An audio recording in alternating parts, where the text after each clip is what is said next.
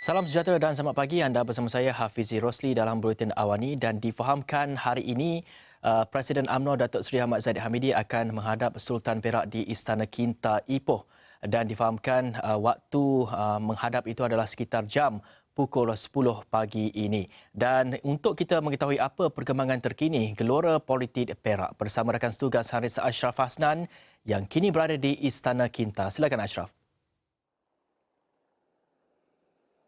Hafizi, baiklah hari ini ataupun pagi ini cukup indah, pagi hujung minggu yang cuacanya cukup cerah dan hari ini juga dijangkakan hari yang mungkin agak panjang juga bagi kami wakil media yang berada di Perak membuat liputan berkenaan dengan krisis politik yang melanda negeri ini.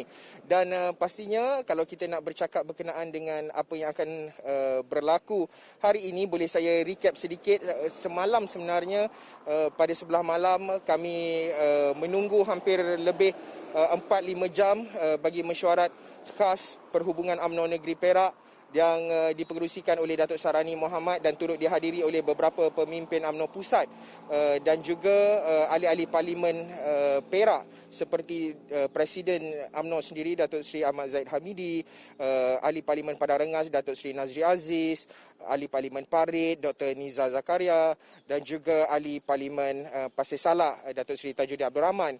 Bagaimanapun mesyuarat yang diadakan selama 2 sesi itu, pada sebelah awalnya pukul jam 9 dimulakan mesyuarat melibatkan pemimpin-pemimpin ataupun ahli-ahli parlimen dan kemudian pada sesi kedua adalah melibatkan adun-adun di negeri Perak ini. Bagaimanapun mereka pemimpin-pemimpin UMNO tidak memberi sebarang respon berhubung dengan apa yang berlaku pada mesyuarat tersebut serta hasil mesyuarat dan sebagainya.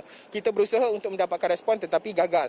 Jadi pagi ini adalah usaha yang berterusan untuk mendapatkan respon daripada Presiden UMNO sendiri Datuk Seri Ahmad Zahid Hamidi, di mana beliau dijadual memasuki Istana Kinta sebelum jam 10 kerana pertemuan beliau sesi menghadap bersama dengan Paduka Seri Sultan Perak dijadualkan sekitar jam 10 pagi. Jadi mungkin pada bila-bila masa saya jangkakan mungkin dalam sekitar 9.40 maupun 9.45 nanti Datuk Seri Ahmad Zahid akan memasuki perkarangan Istana Kinta ini.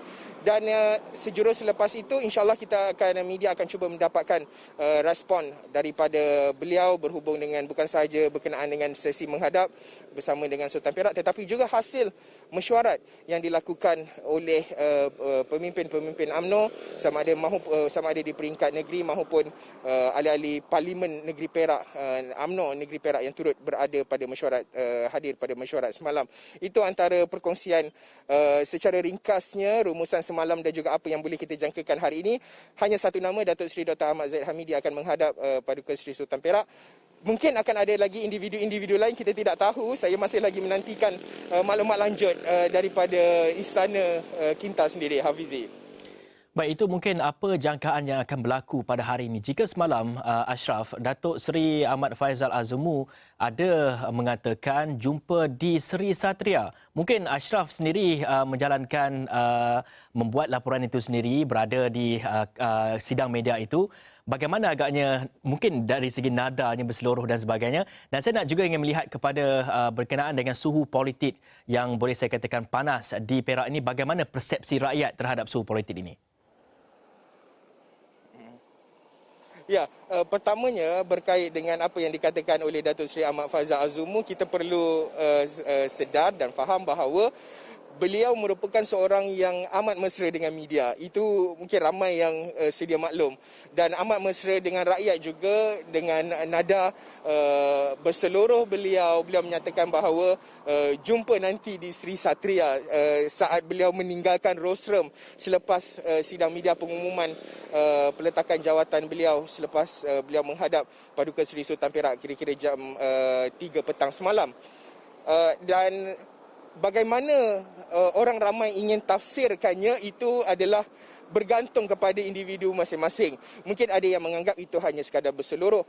Mungkin ada pesaing-pesaing politik yang mungkin menganggap bahawa itu adalah satu indikasi yang cukup berbeza, satu indikasi yang diberikan oleh Ahmad Faizal bukan sahaja kepada kelompok ataupun rakan-rakan mereka di dalam Perikatan Nasional, tetapi juga mungkin rakan-rakan perjuangan ataupun rakan-rakan parti lawan yang lain. Jadi sukar itu adalah bergantung kepada bagaimana rakyat ataupun orang ramai menilai apa yang dikatakan oleh Datuk Seri Ahmad Faizal Azumu. Jadi secara keseluruhan kami juga Wakil Ashraf Awani di Perak ini cuba juga mendapatkan respon pandangan rakyat.